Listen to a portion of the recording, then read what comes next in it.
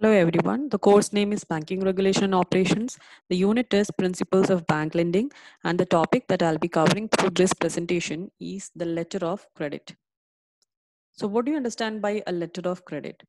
A letter of credit, or simply an LC, is a financial document provided by a third party with no direct interest in the transaction, mostly a bank or a financial institution, that guarantees the payment of funds for goods and services to the seller once the seller submits the required documents.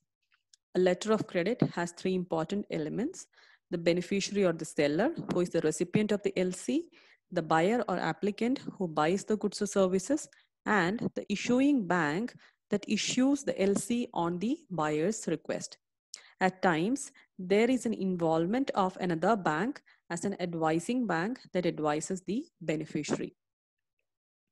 So this is how the issue of an LC happens.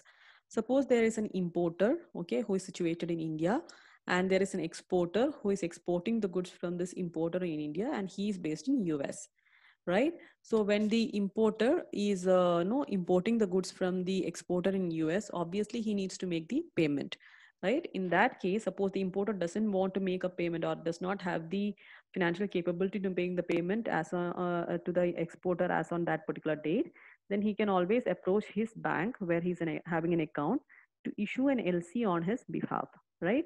The importer approaches his bank for an LC issue, and therefore he submits an LC application, right?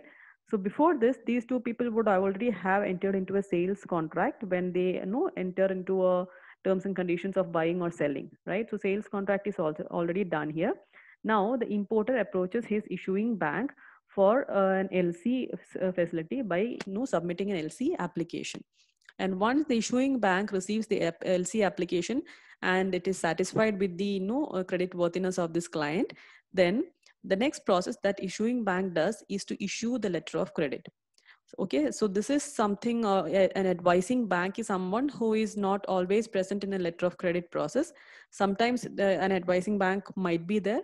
When the advising bank is not there, the letter of credit is directly issued to the exporter. So the function of advising bank is to make the position of this exporter more safer by giving advice regarding the legal validity and no terms and conditions of this LC. So when the issuing bank issues the letter of credit to the advising bank, which might be a bank in the US where the exporter is having an account, the advising bank checks the terms and conditions of the LC and also its legal validity and advises the exporter on this LC, whether it should be accepted or not. When the advice is received by the exporter and he's happy with it, then he will do the shipment of the goods to the importer. But please note that the shipment of the goods is not followed by the shipment of the documents as well. Okay, so when the exporter is shipping the goods to the importer, it's only the shipment of goods. Now, the documents of that shipment will be presented by this exporter bank to its advising bank, and the advising bank later on gives the documents or presents these documents to the issuing bank, right? And the issuing bank, when they receive the documents, then they do the document control and the payment is released at the maturity to the advising bank. And finally, when the importer is the bank is convinced that the importer is making the payment, then the document is released to the importer. So this is how a letter of credit facility works with an issuing bank and an advising bank in between. Now, there are various types of letter of credits that are available globally. The first one is the commercial LC. So commercial LC is also known as a standard LC and is also called as a documentary credit. So normal LC, which we have already mentioned in the previous example, is the normal commercial LC. Now, coming to export or import LC, the same LC becomes an export or import LC depending on who uses it. Suppose the exporter will use it, means it is termed as a exporter letter of credit, whereas if it's an importer, it will be termed as an importer letter of credit. Coming to a transferable LC, so a letter of credit that allows a beneficiary to further transfer all or a part of the payment to another supplier in the chain or any other beneficiary. This generally happens when the beneficiary is just an intermediary for the actual supplier.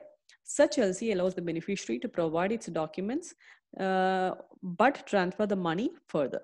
right? Suppose in this example, there is an exporter, okay? And to this exporter, the goods are provided by some other supplier, which is not mentioned here, say some person over here, right?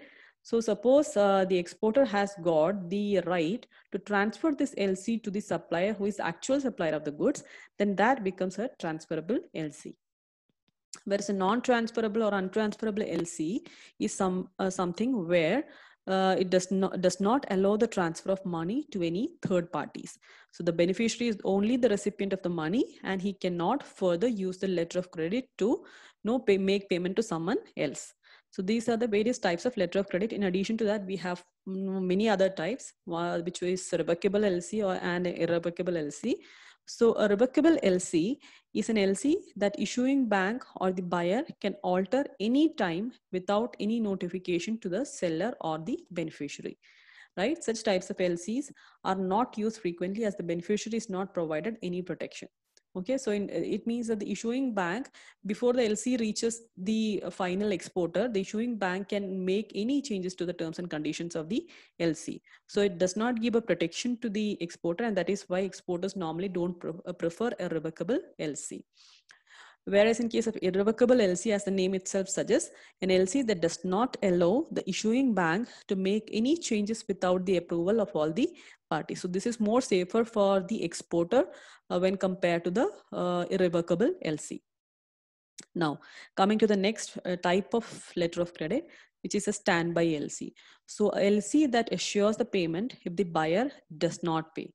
After fulfilling all the terms under SBLC, if the seller proves that the promised payment was not made, in this situation, the bank will pay to the seller.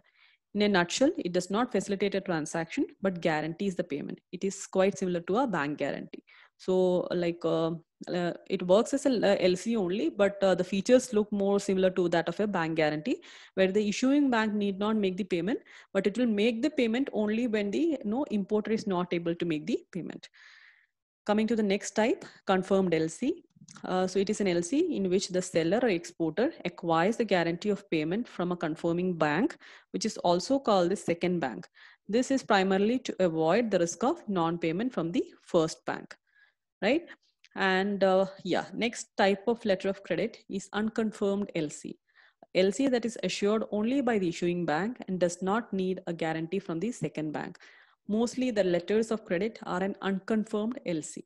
So like in confirmed LC, it is you are having a second bank which will be no proxy for the issuing bank. Suppose the issuing bank is not able to make the payment, then obviously the second bank will be making the payment in case of a confirmed LC.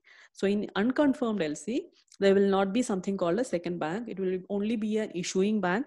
And if issuing bank does not make the payment, means there is no other possibility to get the payment from a second bank. Now coming to the next category of LC, which is a revolving LC. So as the name itself suggests, when a single LC is issued for covering multiple transactions in place of issuing separate LC for each transaction, it is called a revolving LC. They can further be classified into time-based or and value-based LC. Now the last one is back-to-back LC. So back-to-back LC is an LC which commonly involves an intermediary in a transaction. So there are two letters of credit. The first issued by the bank of the buyer to the intermediary, and the second issued by the bank of an intermediary to the seller. So back-to-back is like there will be three parties. So there is an importer, exporter, and an intermediary. So the importer's bank might be issuing LC to the intermediary, and intermediary might be giving it to someone called the exporters. That is a back-to-back LC. Coming to the next type of LC, which is a red clause LC. A LC that partially pays the beneficiary before the goods are shipped or the services are performed. The advance is paid against the written confirmation from the seller and the receipt. Okay, so before the seller does the shipment of the goods, the partial payment is made. Okay, once the seller gives the confirmation of delivery of the goods or sends something called a receipt or something, then the payment is released partially. It is called a red clause LC. In green clause LC, an LC that pays advance to the seller, just not against the written undertaking and a receipt, but also a proof of warehousing the goods. So in this case, it is similar to red clause LC, but the conditions are little stringent. Just by receiving a receipt of transfer of goods, the bank will not be making the payments against the LC, but they also need to, like the exporter also needs to provide a proof of warehousing of the goods. Then only the payment will be released by the issuing bank. Means partial payment. Coming to the next type of LC, which is site LC. So a site LC is something which demands payment on the submission of the required documents. So the bank reviews the document and pays the beneficiary if the document meets the conditions of the letter. That is only by sight of the document.